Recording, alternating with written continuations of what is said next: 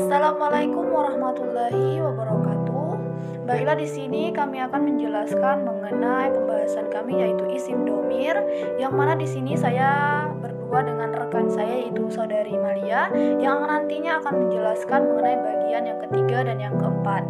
Di sini kami diajarkan oleh dosen pengampu Maharijun Naja MPD dengan mata kuliah Bahasa Arab. Baiklah, di sini saya akan menjelaskan mengenai pengertian dari domir itu tersendiri.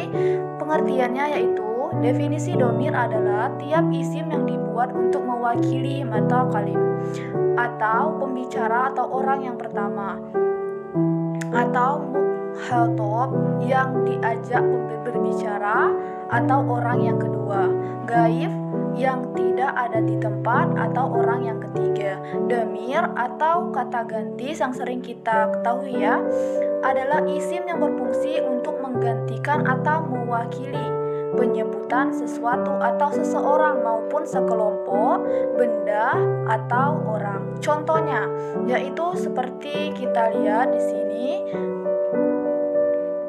yaitu Ahmad yarhamu aulada, yang artinya Ahmad menyayangi anak-anak.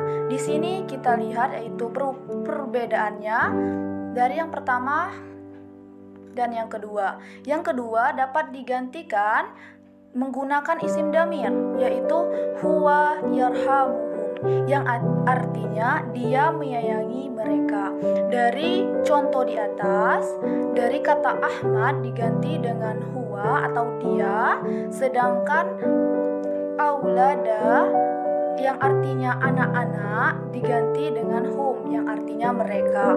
Kata huwa dan hum dinamakan damir atau kata ganti.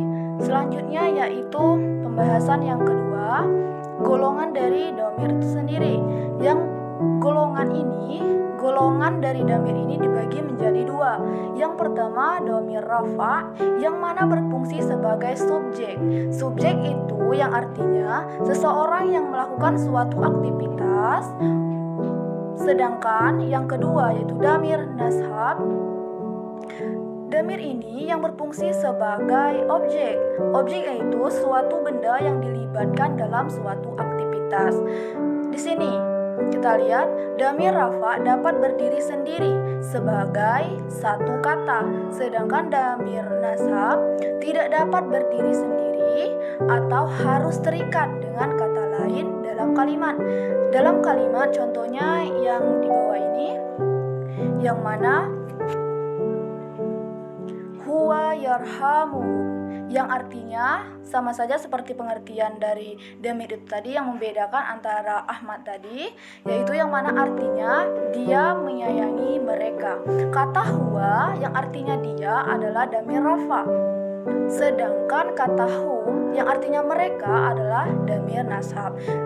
Kita lihat dia itu yaitu damir rafa yang berupa subjek yang artinya seseorang yang melakukan suatu aktivitas, sedangkan kata hum yang artinya mereka yaitu damir nasab yaitu suatu objek, suatu benda yang dilibatkan dalam suatu aktivitas begitu.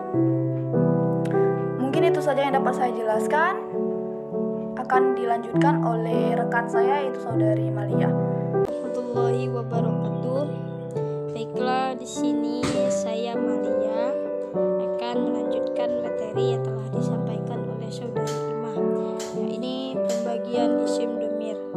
Pembagian isim domir secara sederhana terbagi menjadi dua, yaitu yang pertama al-bariz, yaitu domir yang mempunyai bentuk dan tampak dalam lafaz seperti huruf ta pada kata kerja umtu yang artinya aku telah berdiri. Al-baris dari segi bersambung dan tidaknya terbagi lagi menjadi dua, yakni yang pertama al-muttasil, yaitu domir yang bersambung dengan lafaz sebelumnya. Lebih jelas kita katakan bahwa domir jenis ini tidak mungkin digunakan untuk mengawali ucapan. Contohnya huruf ya pada kata ibni yang berarti anakku, dan huruf kaf pada kata akramak, ia memuliakanmu. Domir-domir seperti ini tidak mungkin ada di awal kalimat. Yang kedua al-munfasil, yaitu domir yang tidak bersambung dengan lafaz apapun sehingga bisa digunakan untuk mengawali ucapan dan bisa diletakkan setelah harf. Contohnya ana yang berarti saya yang bisa digunakan untuk mengawali ucapan. Seperti contoh ana mukmin yang artinya saya seorang mukmin. Atau bisa juga diletakkan setelah harf.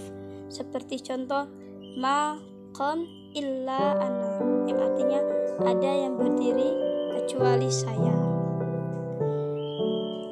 Lanjut materi selanjutnya yaitu 2 al-mustatir, yaitu domir yang tidak mungkin tampak dalam lafaz akan tetapi bisa diperkirakan apa yang dimaksud, seperti domir anta kamu dalam kata kum berdirilah. Jadi ini seperti kata perintah ya, yang meskipun tidak nampak dalam lafaz namun kita bisa perkirakan bahwa domir yang dimaksud ini adalah untuk anta, karena kata perintah pasti ditujukan untuk orang kedua. Al-mustatir juga terbagi lagi menjadi 2. Yang pertama al-mustatir yang wajib, yaitu yang tidak mungkin digantikan oleh isim zahir atau isim biasa yang bukan domir ataupun domir munfasir.